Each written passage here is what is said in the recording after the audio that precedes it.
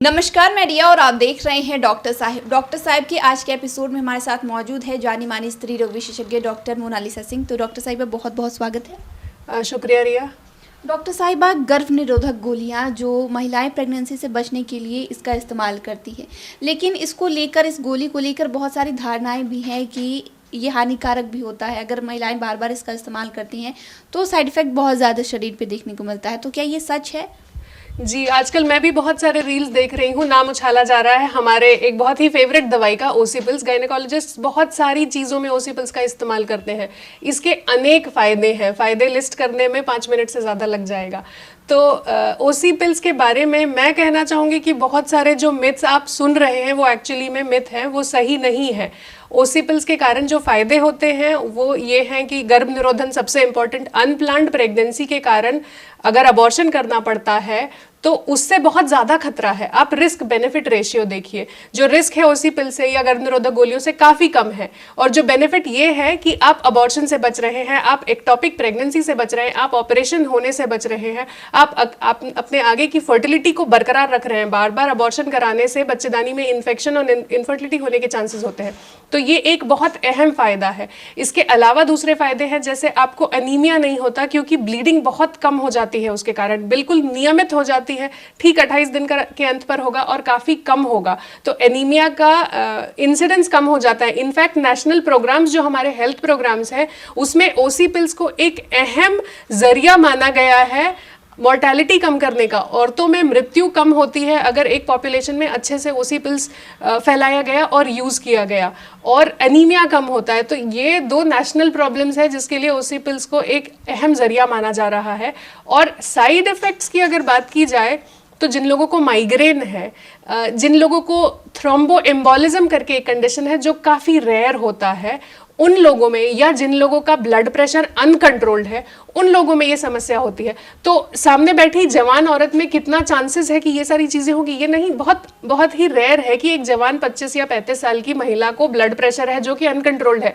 तो फिलहाल उसे गर्भ निरोधन की चिंता नहीं है, उसे ब्लड प्रेशर कंट्रोल करने की चिंता है। तो एक जवान लड़की, चाहे वो मैरिड हो या अनमैरिड हो, ओसीपिल से साइड इफेक्ट होने के चांसेस 1% से भी कम है। और जो साइड इफेक्ट्स होंगे, अगर आपको फैमिली हिस्ट्री नहीं है थ्रोम्बो एम्बोलिज्म का, नसों में गांठ बनने का, तो ये साइड इफेक्ट जानलेवा नहीं होने वाले हैं। तो गर्भ निरोधन के लिए one of the best options is taking OC pills, क्योंकि इसके बहुत हेल्थ फायदे हैं। इनफैक्ट ओवेरियन कैंसर और एंडोमेट्रियल कैंसर का रिस्क भी ये कम करता है। मैम, आपने जिक्र किया कि नसों में गांठ, ये क्या होता है? थ्रोम्बो एम्बोलिज्म या थ्रोम्बोफीलिया एक कंडीशन होती है जो फैमिलियल होती है। कुछ फैमिलीज में नसों में गांठ बनने की टेंडेंसी ज़्यादा होती है, तो उन केसेस में ये बिल्कुल कॉन्ट्राइंडिकेटेड होता है।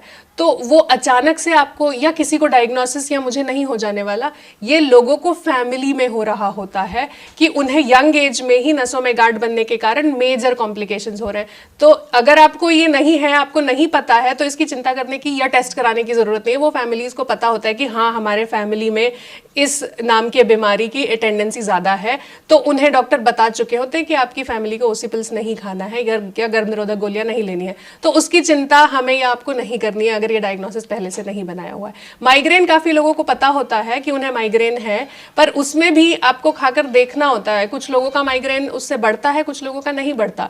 जानलेवा नहीं होने वाला माइग्रेन में ये अनकंट्रोल्ड बीपी, पहले उसका इलाज कराएं, उसके बाद गर्भ निरोधक गोलियां शुरू करें अगर आपको ज़रूरत है तो। उम्र को लेकर भी लोग बहुत चर्चा करते हैं कि इस उम्र की महिलाओं को खाना चाहिए या नहीं खाना चाहिए। उम्र का कोई लिमिटेशन नहीं है। अनमैरिड लड़की जब बोन हेल्थ प्रॉपर अचीव हो जाती है, मतलब एडिक्वेट हाइट जो होनी है वो हो जाती है 18-19 साल के बाद, तब से वो हार्मोनल गोलियां लेना बिल्कुल शुरू कर सकती है आराम से। और 45 से 50 उम्र तक, जब तक माहवारी बंद नहीं होती, बिना रेस्ट्रिक्शन के, अगर आपको वो सारे कॉन्ट्राइंडिकेशन नहीं है जो मैंने लिस्ट कराए, तो ये दवाइयाँ खाई जा सकती हैं। 5 से 6 साल तक खाने से तो मतलब कोई परेशानी नहीं होगी। इनफैक्ट 4 महीने खाने के बाद मरीज हमारे पास वापस आ जाते हैं कि हमने 4 महीना खा लिया, अब हमें साइड इफेक्ट तो नहीं होगा। नहीं होगा, कई दिनों तक ये दवाई कंटिन्यू की जा सकती है। बस डॉक्टर के संपर्क में रहना है, बीपी जांचते रहना है। तो शुक्रिया डॉक्टर साहिबा, जो आपने ओसीपिल्स के बारे में जानकारी साझा की उसके लिए बहुत बहुत शुक्रिया। जी, धन्यवाद रिया। तो आप डॉक्टर मोनालिसा सिंह को सुन रहे थे, जिन्होंने हमारे साथ गर्भ निरोधक गोलियों के बारे में बताया है कि जो आजकल मिथ्य हैं वो कितना सही है, कितना गलत है। इस विषय में आप क्या सोचते हैं, कमेंट कर जरूर बताएं। चैनल को सब्सक्राइब कर ले, फेसबुक पेज को लाइक कर ले। साथ ही डॉक्टर साहब से आपकी क्या सवाल है, मैं कमेंट कर या मेल के माध्यम से भेज सकते हैं। वीडियो देखने के लिए आपका शुक्रिया।